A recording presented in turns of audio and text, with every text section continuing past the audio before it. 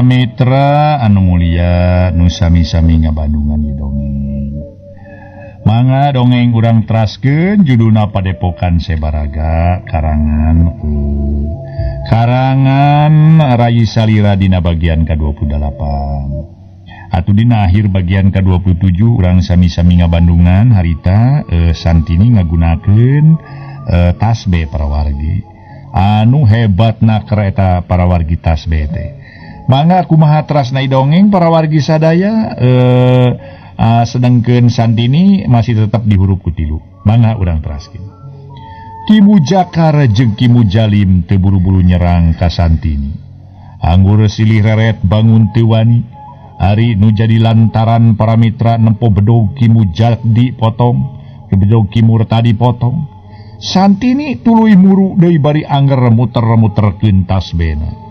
Nyingsieunan ka nutiluan malah unur-unuran teu wani nyerang. Hayo sia bangsat, cenah aranjeun teh hayang ngasaan haneutna awak kuring. Sok buru-buru maraju atuh ai wani mah. Sekuring ge saha nu pangheulana bisa ieu newak dada kuring. Tah pek masrahkeun kuring badan sakujur keur anjeun, cek Santini. Sedengkeun nutiluan malah tuluy unur-unuran teu wani ka Santini. Seak Santini ngubetkeun di tasbih. Aneh lantaran tina tungtung tasbih melesat sinar koneng jeung hejo ngarah ka musuhna. Jeleng-jeleng musuhna tinggara jeleng. Nyingkahan eta sinar. Cebet eta sinar hejo koneng teh kaluar tina tasbih Santini. Nukeuna kana hiji batu para mitra sadaya. Tumerapna eta batu brah teh batu belah jadi dua. Musuh-musuhna colohok bengong olohok ngemang kadu. Kalawan dina hate mimiti kaeunteupan ku rasa sieun. Sedeng Santini ngobetkeun di tasbehna. Ngan ayeuna teh henteu dikeunakeun ka musuh lantaran ukur nyingsieuna. Cenah Ki Mujakar nu parang deukeut ka eta sinar teh luncat. Cebet sinar keunakan hiji tangka. Peletok. Tangka potong tuluy rubuh. Nutiluan beuki ngarasa sieun ku Santini, tuluy unur-unuran. Sedengkeun Santini tuluy ngalengkah ngadeuketan. Deregdeg Ki Murtadi ngaderegdeg lumpat. Nuduaan nempok Ki Murtadi lumpat teh asa dihatean. Duana pating beretak lalumpatan nyusul Ki Murtadi. Santini ngubetkeun di tasbehna ngahajat teu dikeunakeun. Ukur di sina atuh di kagigireun musuhna. Peletok tangka nu deukeuteun nu keur lumpat teh keuna potong akibat kakeunaan ku sinar hejo koneng nu kaluar tina tasbih. Puguh nutiluan beuki tararik lalumpatna lantaran ngarasa sieun lumpat sakalumpat lampet ceuk paribasana. Tunggul dirarud catang dirumpak teh lain bobodohan. Teu lilage geus jauh ninggalkeun Santini nu keur mencrong. Sanggeus nutiluan jarauh makakara. Santini teh teu muterkeun deui tasbehna, malah tuluy dipake deui dina beuheungna. Ret ka mangsoyi tuluy ngalengkah ngadeuketan. Punten sunjeuk mangge sun. Nuhun pisan sun aduh. Nenggelis tos kersa nulungan kabun mang. Sasatnya dia jampati ku eta tilu jalmi. Punten sunjeuk mangge cek mangsoyi. Santini tacan nyarita tuluy ngalaan tali nu nalikung leungeun mangsoyi. Sanggeus udar kakara Santini tumanya. Bupi emang sahaja nengan di mana kawit sareng naon bargina pangna bade di bari nasa ku tilu jalmi teh mah pokna bari mencrong ka mangsoyi. Punten sunjeuk mangge sun Bupi mohon wasda teh mang masoyi mun mangsoyi. Kawit nanti pasir maung sun. Salemur keneh sareng tilu jalmi. Pangna emang bade ditanasa ku tilu jalmi teh emang teh. Bade ngantunkeun pada melanjahat nu salawasna dipilampah ku rerencangan pun emang. Sareng gegedug pun emang nu jenengan kira ngaji. Tak kitu kawitanna mah punten sunjeuk mangge sun. Ceuk mangsoyi. Teu weleh jeung punten sunjeuk mangge. Atuh para mitra, teu weleh ngomong kitu tiap muka carita jeung mungkas carita. Mangsoyi nerangkeun singket bari jeung tiap memeh teh jeung sabada nyarita di awalanku akhiranku punten sun ceuk mang oge teuing naon sababnya. Oh janten kitu nya mang Santini ungut-ungutan. Punten sunjek mangge. Leres gitu pisan nih. Dasar leresna pun mang teh. Tos bosen ngalakukeun kajahatan teh. Punten sun. Jauh pun mang teh hoyong babalik emutan ngantunkeun pada meran jahat. Hoyong janten jalmi anu eta we da sae ngalaksanakeun perkawis-perkawis nu dipilih ku Allah. Kitu tah sun neng. Dupi neng teh sahaja dengan sareng timana. Punten sunjek mangge. Teu kudu nyebut neng ka kuring mamang. Da kuring malain turunan gegeden. Sebut we nya Tini, Santini ngaran kuring teh lengkep nama. Ari asal makuring teh ti Pakuwon Karang Kamulyan mang. Cek Santini embung disebut neng. Pokna teh lain turunan menak cenah. Sok padahal mah apa nyata. Santini teh anak gegeden da pugu anak nyaeta kubu Arya Diparangin. Santini teh para mitra anu ngaheuyeuk dayeuh Pakuwon Karang Kamulyan. Pok sami Santini tumanya deui. Bupi emang bade teras ka mana ayeuna teh nu mawi aya di dieu teh. Punten sunjek mangge sung duka atuh neng. Mun emang teh teu terang bade ka mana saleresna tujuan teh emang teh. Muhun pungnan teh teu gaduh tujuan nu tangtos margi. Teu mungkin upami emang wangsul deui ka Pasir Maung.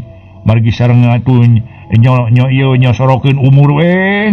Kitu punten sunjek mangge. Cek Mang Soyi. Kawas nu ngarasa bingung. Da puguh memang teu boga tujuan. Puguh apan ini ti Pasir Maung ge sasat sakaparan-paran. Santini harita teh ngahuleng sakeudeung ngadenge caritaan Mang Soyi sarupa kitu. Akhirna Santini bet aya jorojoy hayang mawa Mang Soyi pikeun diajak lumampah bareng jeung manehna. Red ka Mang Soyi pok cumarita. Hari bener mang teu boga tujuan nu tangtu mah kumaha atuh. Lamun milu jeung kuring mang kitu ge lamun mang daek diajakan ku kuring. Cek Santini. Mang Soyi curing hak pok nyarita. Punten sunjek mangge sung. Nya mangga upami suhun atuh kersa mah neng Tini teu kaabotan kairingan kupun mah. Neng bade angkat ka mana su neng Tini teh? Punten sunjek mangge. Kuring ge sarua jeung mang nyata teu boga tujuan anu tangtu lantaran maksud kuring pangna aya di ieu tempat teh nyaeta rek ngajugjug dulur atawa baraya tapi pokona namanya melain ketan lain rek ngajugjug dulur atawa baraya maksudna marek ngalalana nyiar luang jeung pangalaman tah kitu mang. Cek Santini. Aduh punten sunjek mangge. Baru suhun neng Tini teh suhun bade ngalalana pun mang mah upami ngupi ngalalana kitu teh bet asa dina alam dongeng suhun da sakaterang pun mang mah nu namina ngalalana teh mung aya dina alam dongeng. Dongeng dina radio suhun dina kanyataan mah teu aya punten sunjek mang oge. Cek Mang Soyi netep kana beungeut Santini. Dah kuring mah teu nurutan dina dongeng mang. Tapi kuring mah ngalalana sotenan cek tadi ge hayang boga luang jeung pangalaman. Anu susuganan we kuring papanggih jeung hal-hal nu sakira aya gunana pikeun kuring jaga. Nya da kuring teh aya kurung batok mang aya we di lembur. Bet asa ku uleun cicing we di lembur teh. Susuganan atur incah balilahan ti lembur mah. Nyaho-nyaho daerah sejen. Da kamari-kamari mah kuring teh cohagna mah teu apa daerah tatangga-tatangga acan. Mang geuning ari incah mah kuring teh namahan dulur contona geuning kuring papanggih jeung mang. Cek Santini deui. Aduh punten sunjek mangge. Sumun ketang neng Tini. Da upami cicing we di lembur mah moal terang naon-naon nanging nu janten kaheran kangge pun mang teh. Nah atuh salira neng Tini bet wawantunan angkat-angkat nyalira. Jabi apa neng teh istri nu tangtosna ge. Apa di perjalanan teh seueur gangguan sareng gogoda nu batak ngabahayakeun kana jiwa utamina mah. Ti para penjahat contona sapertos kira ngaji sapara kancana nu tangtosna ge kedah digamarkeun deui tos teu kedah digamarkeun deui. Kubun mang ngeunaan naon bahayana kanggo istri Punten nyuwun cek mangge, cek Mang Soyi. Ti ditu namah Mang hariwangkeun ka Santini. Ngaso heula para wargi, ngaso.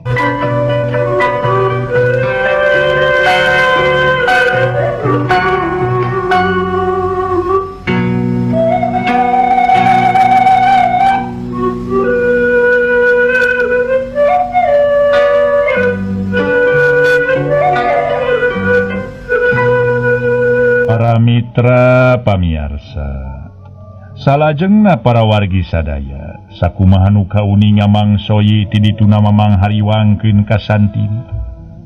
Pikeun kuring Mang percaya ka pangeran nu musik malikeun kuring, yen kuring tangtu bakal meunang pitulung ti mantenna. Da memang tayade geusan menta pitulung lintang ti mantenna. Lahiriah nada kuring mah ngabogaan akal tarekah jeung pamikir. Nutang tu moal cicingeun pamaya jalma niat jail ka kuring. Tah kitu Mang, geus lah urang lila teuing ngobrol Mang, bising kapeutingan di ieu tempat.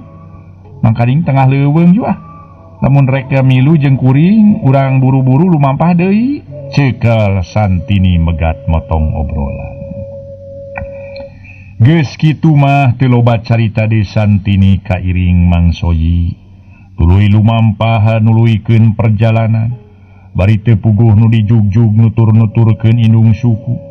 Memang apan sabenerna maksud utama Santini, nyatana nya laratan pramuda nu jadi buah hatena, nu kacaritakeun dikaniaya ku para penjahat. Tunda kaayaan Santini nu dituturkeun ku Mang Soyi nu keur lumampah, nu teuing reka mana tujuan Santini harita. Caturkeun kaayaan di Pasir Maung nyatana kaayaan Kirangaji, nu keur ambek-ambekan sabada maca hiji surat, nu tetela ti Mang Soyi nu nyatakeun yen Mang Soyi rek incah ti Pasir Maung, nu maksudna rek ningalkeun pagawean jahatna, nu jadi nafsu pikeun Kirangaji, lantaran dina suratna Mang Soyi ceuk pangrasana mangahina bebeakan ka dirina, nu sasat ngahual-hualkeun kajahatan dirina. Leuwih ti eta atuh cenah para mitra pikeun Kirangaji mah. Basa kiwadar durmali sabatur-batur daratan. Bari laporan ngabejakeun yen sabenerna Mang Soyi teh geus beunang tapi aya nu nyalametkeun ku saurang awewe. Maranehna tarung tapi teu kuat ngalawan eta awewe. Kacida Kirangaji ambekeunana bari pok Kirangaji nyarita. Sorana para mitra atuh harita ge lir ibarat sora gelap we Kirangaji teh baralagung sia kabe sugan sari lain kabe ge banci dulu wanu sia piraku ku jalma sahulu tur ta ambewe make ngalalacir si lain teh baruga banget teh ku pantar awewe bae make jeung ele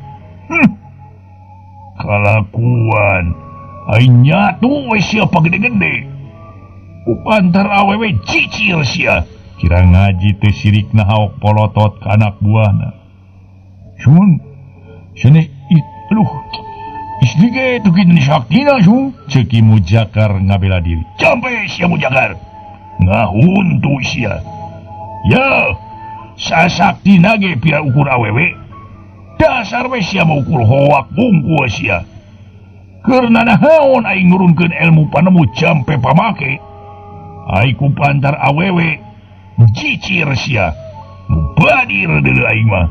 Sia ngulik ilmu mang tahun-tahun teh, eleh keneh ku awewe sahulu, tegableug kekenyo sia, tegableug ka era sia, mu ngaca kidu, beungeut sia bang barongan ku awewe eleh, cek Kirangaji nyentak. Puguh Ki Mujakar ngeluk tungkul. Bari jeung ngarasa sieun dume disentak ku gegedugna. Red Kirangaji ngareret ka saurang anak buahna. Ka dieu mane sia Ralim, ceuk Kirangaji mencerong ka anak buahna. Nu ngaran Ralim, teu baha nu ngaran Ralim teh tuluy nyampeurkeun bari cumarita. Bade naon bah? Pokna nangtung sia di dieu. Pokna nunjuk ka tempat gigireunana. Ralim ngagugu tuluy nangtung gigireun Kirangaji. tapi matak olohok nu nempo pikeun anak buahna. Sabada Ralim nangtung gigireun Kira Ngaji, teu disangka-sangka Kira Ngaji tuluy nempelkeun dampaleungeun dina sirah Ralim. Mimitina mah teu naon-naon tapi beuki lila Ralim gogorowokan. Bari jeung tina dampaleungeun Kira Ngaji nempel dina sirah teu ngebul ku haseul. Ralim gogorowokan tapi Kira Ngaji tuluy nempelkeun dampaleungeun dina sirah Ralim. Kabeh anak buahna colohok bari jeung harita ngayak-yak kono nempo kayan Ralim kitu. Dampaleungeun Kira Ngaji tetela kawas ngandung tanaga setrum anu luar biasa gedena. Beuki lila awak Ralim beuki hideung, kawas tutung tur gogorowokan beuki lalaunan. Nu teu lila kudupruk Ralim teh ngudupruk. Bari awakna tutung kawas kaduruk. Ralim ngadupruk teh bari teu usik teu malik tetela geus taya nyawaan. Sakabeh anak buahna ngarasa sieun ku eta kajadian. Turta dina masing-masing hatena ngarasa teu panuju ku tindakan gegedugna nu geus nandasa anak buahna sorangan. Kira Ngaji sabada Ralim ngudupruk, taya atuh harita ge nyaan tuluy ngeprukeun dampaleungeunna. Harita geus kitu mencrong ka anak buahna nu keur tarungkul. Ngaso heula para wargi, ngaso heula ngaso.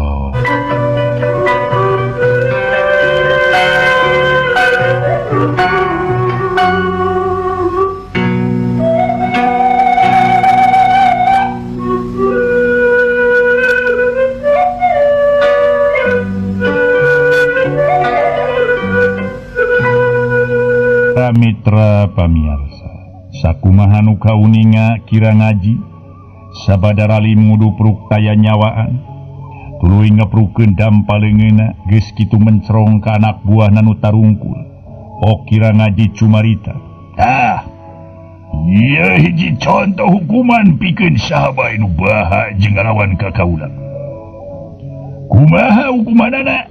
Matak asing sabae nu rek nurutan si Soyi pikeun incah ti tempatan wane bakal menang hukuman cara tadi. Terkadang dewek bisa lebih kejem batan tadi. Kardi ceuk Kira Ngaji ngabagi paneuteub ka sarerea. Sarerea unggeuh para mitra sadaya nyebutkeun ka hartos. Nu matak sarerea teu menang baha kana sakabeh parentah jeung dayang dewek. Sanu baha ka dewek maka ditindak cara tadi. Matak si lain kabeh kudu sieun ku dewek jeung kudu ngagugu ka dewek deuleu. Da si Ralim sabenerna babaturan si Soyi. Si Ralim ge boga paniatan rek kabur sabenerna mah deuleu. Ceuk Kira Ngaji, ari eta awewe nu ngahalangan jeung nulungan si Soyi saha ngaranna? Jeburang mana cenah Murtadi? Pokna duka bah teu terang bah, ceuk Murtadi teu nyahoeun ka Santini. Balagung sia, balagung ka bida-bida sia heuh. Tai ka hulu-hulu sia mah keur teu bari sagelut. Aduh, teu bisa netelakeun saha sabenerna eta awewe. Hanya ka bandara keur tatapa neleuman ilmu. Mun teu kitu tan wane pira ukur anak ka dewek ieu. Moal teu direcet awewe geus ngahina ka dewek. Dasar si lain kabeh ukur ngagedekeun huntu. Sia Murtadi, huntu we tongar deuleu. Ai kapecus eueuh, ceuk Kira Ngaji amek-amekan. Bagus ya, buru-buru ini cia deui. Dit, ceuk Kira Ngaji. Anak buahna teu nemalan tapi tuluy ting laleos. Ninggalkeun Kira Ngaji nu keur amek-amekan. Kituna teh pukpok pada baturna utamana nyaritakeun ka kejeman Kira Ngaji nu geus ngabina Ralim nu maksudna pikeun nyingsieunan maranehanana. Memang kitu geuning ari kangaranan jalma nu jauh tina dadasar agama. Dina tindak lakuna teh tuning mawa karep sorangan. Sagala tindakanana teu dipikir heula, nah eta tindakan teh bener atawa salah. Nu penting asal sorangan suka dipilampah contona nepikeun ka kolu mateni Ralim anu sasatna anak buah nakene nu dimaksud sangkan anak buah nu sejen pada sieun jeung salilana satuhu kadirina. Kitu sanyatana memang ari kangaranan jalma nu salilana ngajujurkeun nafsu ngumbar amarah, sagala tindakan jeung caritaan teu boleh nyimpang jeung aturan nu geus ditangtukeun ku Hyang Murbeng alam nyatana Allah Subhanahu wa taala. Teu sadar pikeun jalma-jalma samodel kira ngaji nu aya dina ieu dongeng yen hirup sabenerna kudu kumaha jeung naon anu kudu dipilampa. Harita ceuk pangrasana mah hirup di alam dunya bakal langgeng, nu antukna hirupna ngamprun soal bener ceuk sorangan. Teu sadar yen hirup teh sabenerna keura diumbarakeun ku Pangeran nu sakuduna mah salila diumbarakeun teh dititah nyiar bekel saloba-lobana pikeun mulang ka kahirupan anu sajati. Da puguh sabenerna hirup di dunya ukur sawatara waktu nu tangtu hiji waktu mah najan lambat ge paribasana tapi sakabeh nu kumelip di dunya nu bakal kakeunaan ku hiji kecap nyatana maut. Sedengkeun ari kasebut maut lain harti akhir dina kahirupan, tapi maut ngarupakeun hiji lawang pikeun muruh ka alam anu taya anggeusna. Nyatana alam kalanggengan poe panjang nagara tunjung sampurna, hiji alam tempat nanggung jawab sakabeh amal perbuatan urang salila di dunya. Puguh nyata yen manusia beda pisan jeung sato. Ai kangaranan sato mah memang maut atawa paeh teh ngarupakeun akhir kahirupan nu suta satuluyna ukur bilatungan, sedengkeun ari kangaranan manusia apan ceuk tadi ge maot teh ukur hiji lawang. Ku maot manusia bisa bilatungan oge, tapi memang aya leuwih napikeun manusia.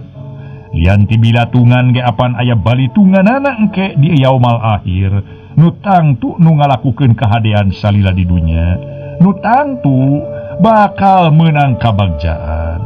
Sabalikna nu salila di dunya ngalakukeun kagorengan tangtu bakal menang siksa tina amal perbuatanana sorangan. Ceuk paribasana melak cabe buahna cabe, melak bonteng buahna ge bonteng, atuh pamohalan jalma nu melak cabe bakal ngalabonteng nah nya kitu deui sabalikna. Para mitra anu mulya nu sami-sami ngabandungan ieu dongeng, caturkeun kaayaan santana nu keur neneangan Usman nu maksudna rek di ala nyawana pikeun nebus kana kasalahanana nu geus ngaroga hala Kartika calon pi pamajikaneunana. Harita santana nepi ka hiji tempat, santana ngarahuh lantaran ngarasa capek. Ngaso heula para mitra, ngaso heula ngaso.